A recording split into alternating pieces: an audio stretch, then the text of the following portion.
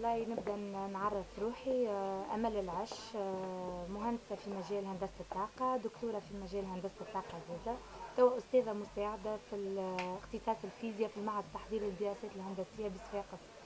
والله العمل متاعي بدا في إطار إعداد أطروحة الدكتوراه.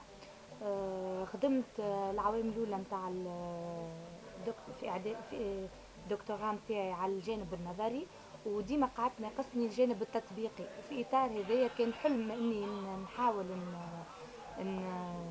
نجسد التحويل متاع طاقة متاع قشور اللوز المستخرجة من اللي خرج منها كربون، ونانيمونتي بها خلية وقود لتوليد الطاقة الكهربائية.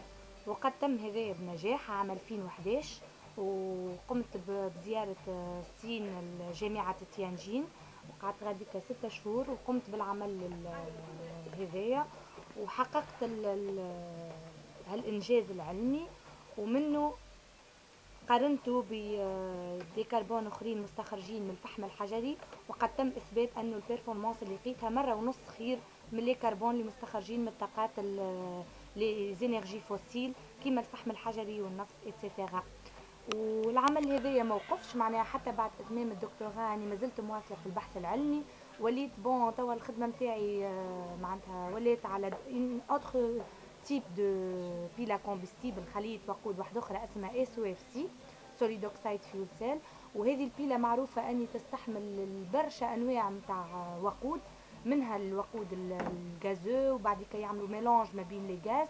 وتوا حاليا زرت ديجا البريود الاخيره الصين، وعاودت قمت بتجربة أخرى، وهي استعمال الديازيل الأخضر كما قال سي علي، حكى عليه الساعة. معناتها الديازيل الأخضر هذا زاد أثبت أنه ينجم يعطيني بيرفورمانس في البيل أكومبستيبل اس او اف سي.